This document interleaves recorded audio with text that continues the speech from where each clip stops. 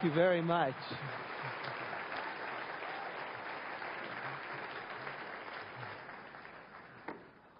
Wonderful. Good morning.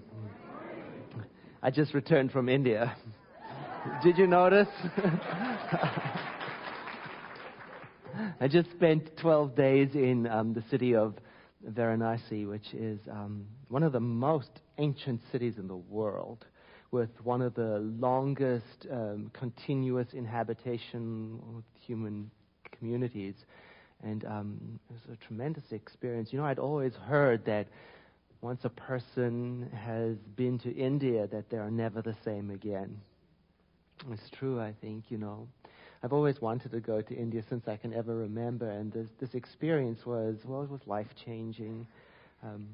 I visited an ashram, Bal Ashram, which is an oasis for orphaned boys, and it's located in Varanasi on the Gangaji river at a particular curve that is quite spectacular. And in this place, Varanasi, I experienced, I guess I'd say, life on full throttle, you know, utter chaos.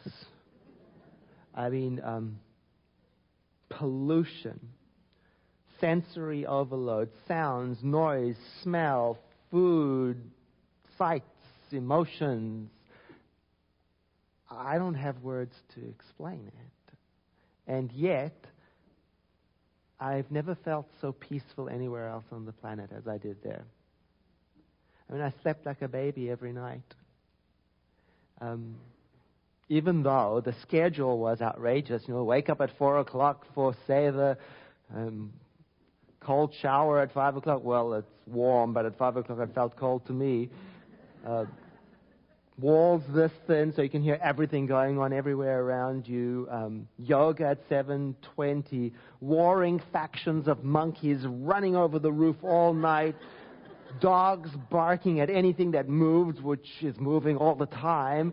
And then prayers being chanted over loudspeakers and weddings every 2 seconds. And starting again at 4 a.m. in the morning, and yet I don't remember a time when I was more peaceful and more welcomed. And I don't remember a farewell in recent times that was as joyfully tearful as the one I had when I left and said farewell to the boys.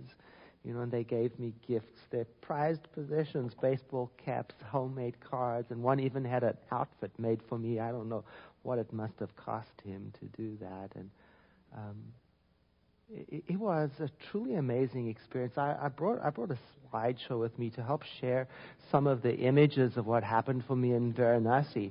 And here is the ashram, Bal Ashram, as seen from the river Ganges. Now, mind you, I learned in India that Indians call the river Gangaji, with the suffix G being the reverential, respectful add-on to a word, because it's considered to be holy, the source of life. So you won't hear an Indian calling the river the Ganges. That's kind of the English corruption of Gangaji. The Gangaji. And this particular view of the ashram, I don't know if you can see it too well, but there's actually a garden in the front, because the guru is teaching the children about sustainable, eco-friendly living. You know, and about recycling in a place where, separating plastic from paper really isn't even on the radar. You know what I mean? So he's really bringing something powerful in terms of awareness to these children.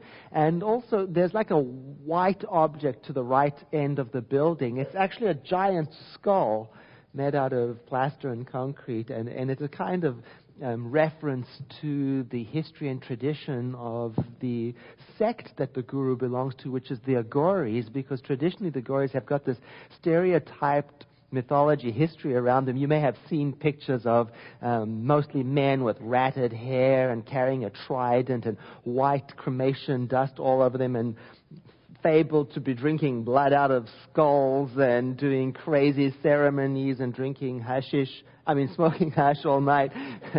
But actually, modern Aghoris are trying to dispel that myth and show that they're actually moving into a realm and a time of social participation. in particular working to eliminate the whole caste system so that people can be acknowledged no matter where they're born, and to do away with the idea of dowries for young women getting married that sometimes wipe out their families and turn young women and young men into commodities for bartering. And so that's really what the new wave of Aguris are doing in the world. Here are the children at the ashram. You can see at the top left, that's school taking place. And some of the boys started.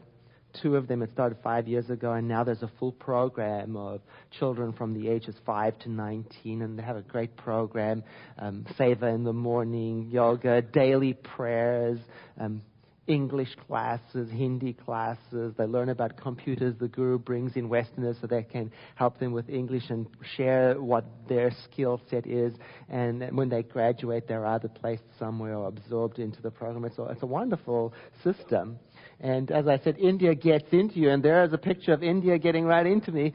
When it was time for the guru to have his head shaved, they said, "You want to do it too?" I said, "I can't think of a reason why not."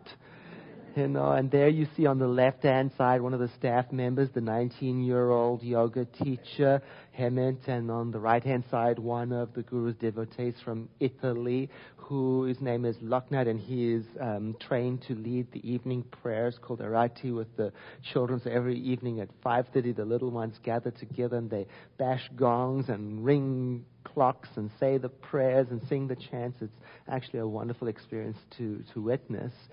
And here's a photo of Lalo, the boatman, who retired from many careers to become a boatman to carry people up and down Gangaji. And he was kind of like on retainer for us at the ashram. And I was so grateful because at one point, around about halfway through, I just couldn't take any more of that particular kind of food. And he helped me escape to a restaurant. It wasn't particularly clean, but they served pizza. And I don't care what was on the floor of the restaurant, I ate the pizza. All of it. It was particularly nice being ferried down Gangaji with Lalo on the first night, because lucky for me it was the evening of a very important festival. The Festival of Lights, when people have little lamps made out of clay, pottery, and they fill it up with ghee and put a wick in it, and they set it alight and send it off onto Gangaji with their hopes, dreams, and aspirations. And to be floating among hundreds of boats and all these lights and watching the festival is absolutely wonderful. Lots of performances take place on floating stages that are erected, and I'll show you a picture of one being disassembled, because we went down there the next day to see what was going on. And what you see from the river are these ghats of Varanasi. And the ghats are these steps that lead down into the river. And they are colorful, and they are ancient, and they are glorious, and they are holy, and they are mysterious.